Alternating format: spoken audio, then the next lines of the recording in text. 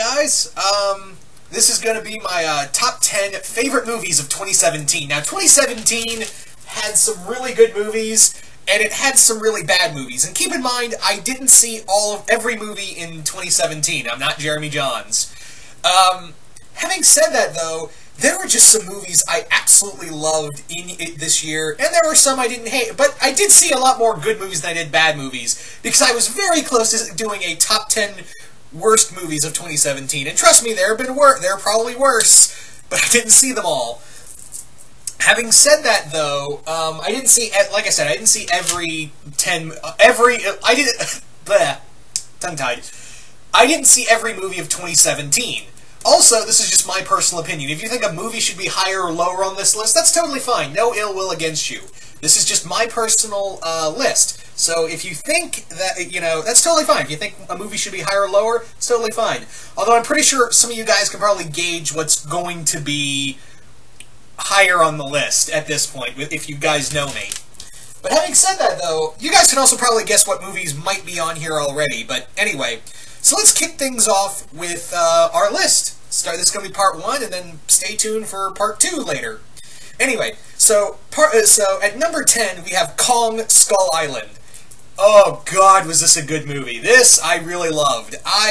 Because a lot of it was riding on the success of Kong Skull Island if this MonsterVerse was going to go any further. And this was I think it was really cool. It was a cool almost said World War II, Vietnam period piece / monster movie. It was a lot of fun. It felt like a roller coaster. And sometimes I just want my kaiju movies to be like that. Not every kaiju film needs to be Shin Godzilla or the 54 film or the 84 film. Sometimes a kaiju movie could just be monsters hitting each other. And this was a great retelling of Kong's story.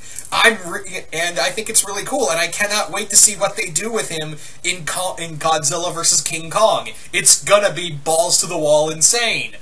And this movie was balls to the wall insane. Did it have its flaws? Yeah. But was it a fun monster movie that I could watch again and again? Oh, hell yeah. So, yeah, at number 10, Kong Skull Island. So moving on to number 9, and at number 9 we have Spider-Man Homecoming. Man, I know a lot of people are thinking, really? Only 9th place? I'm even shocked too, but when it came down to it, I was like, man, there were some really good movies. And there are some really good Marvel movies, but yeah, some humor really killed it. But here, I felt like, because that's part of Spider-Man's thing, is that he talks a lot. There's some great humor in here, and I think of the Marvel movies with humor that had a little awkward humor in there, I think this one handled it a lot better. Although I will say it was either going to be this or Guardians of the Galaxy 2. It was actually a really tough mix between the two. But I think it edged out more for me because I feel like this Spider-Man Homecoming had a lot of potential and a lot of great chemistry among the characters. And I just really enjoyed that. So, Spider-Man Home... We haven't had a good Spider-Man movie since 2002. But now in 2017, we finally get a really good Spider-Man movie. Here's hoping Sony doesn't fuck up again. Just saying. And of course, Michael Keaton as the Vulture. Probably one of the best Marvel villains we've had in a long time. Marvel Cinematic Universe villains, I mean. The action was great, the characters were on point. Tom Holland is just great as Peter Parker. Yeah, so I really enjoyed this, and I'm really looking forward to see what not only happens after with Infinity War, but also everything that happens following afterwards with this character. So yeah, number 9, Spider-Man Homecoming.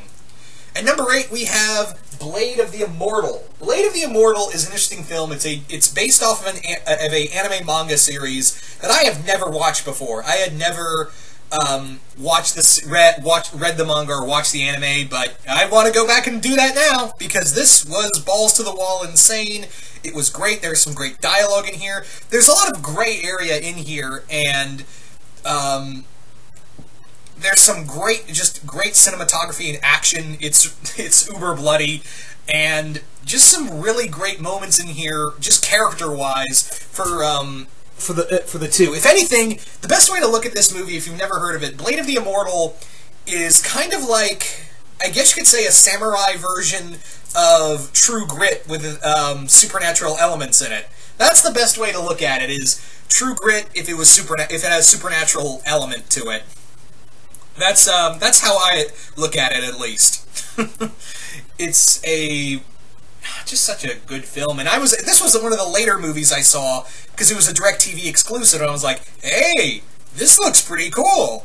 I want to check this out. And yeah, I might do a full review of this film, but for right now, yeah, Blade of the Immortal, it just has some where these characters go and everything else. And this is from a guy who's never read the manga or the anime. And maybe some of you guys have read the manga or seen the anime based off of this and may have thought differently, and that's totally fine. But as a newcomer, I really enjoyed this. Also, it was a great palate cleanser considering that we had Ghost in the Shell, and we all know how that turned out, right? So, just saying, you know, this was a nice little palate cleanser, all things considered. So, number 7, we have Wonder Woman.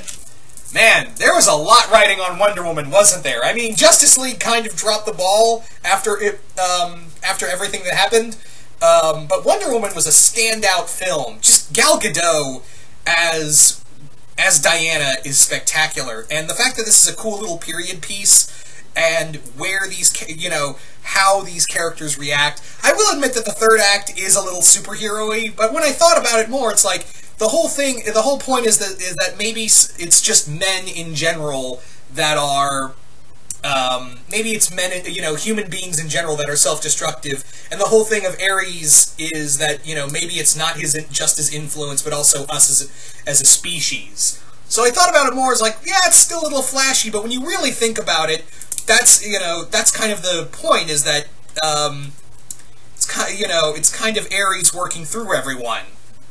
Or maybe it's never, Ares is just giving us that little push. Which he is, but still. Anyway, but yeah, this was just a phenomenal movie. And I had my expectations mediocre, but after watching that movie, I was like, God damn, there's hope for the DC universe yet. Then Justice League happened. And I still think Justice League is an okay film, but still, yeah, coming off the heels of Wonder Woman, yeah, it was a little disappointing, just saying. So, Wonder Woman at number 7. And so let's move on now to number 6. So this is where I'm going to leave off at this part, and then I'll come back for the top 5. So at number 6, we have Baby Driver. Another movie I saw late in the game. That's why I didn't do a review of it. And I understand, yeah, I know Kevin Spacey's in this movie, and we all know what happened with Kevin Spacey this year. And it's also kind of ironic in a cosmic sort of way, because I saw this movie a week before the news about Kevin Spacey broke. I finally saw this movie the week before the news before Kevin Spacey broke out. But having said that, though, you know, the Kevin Spacey controversy aside, still a pretty good movie. You know, Edgar Wright really knows how to write dialogue. There's just some beautiful driving action sequences. John Hamm really is a great villain, and, what's his name? Crap, I'm forgetting his name, but he plays Bats in the film, and he played Electro in Spider-Man 2, in Amazing Spider-Man 2, and I can't believe I'm forgetting his name, but he is awesome in here. There's just some great dialogue. Of course, it's Edgar Wright, what do you expect? This is just a fun little action piece, and like I said, Kevin Spacey controversy aside, there's some really fun back and forth action, just all around. It's a treat of a film, you know. It was a very exhilarating movie, but still, like, it was hard when I was getting further down the list. I was like, oh man, it's really tough. But there were 5 other movies that kind of beat out the other 5 right now, and still, you know, keep in mind, I saw a shit ton of movies this year, and there were a shit ton of other movies. So the fact that these are on the top 10 is, you know, an achievement in and of itself. So yeah. Though it is kind of funny because after I saw Kong, I was already thinking to myself, yeah, this is going to be on the top 10 list for sure. Yeah. Like, after seeing Kong the first time around, I was like, yeah, this movie's going to be, you know, on the list for sure. And some other films that I was like, yeah, that's going to be on the list for sure. And those are going to be in the top 5. which some of you guys can probably guess already. But like I said, this is just my personal list. If you think a movie should be higher or lower, that's totally fine. No ill will against you. This is just a lot of fun, and I'm curious. What were your top 10 films of 2017? Just comment below, let me know.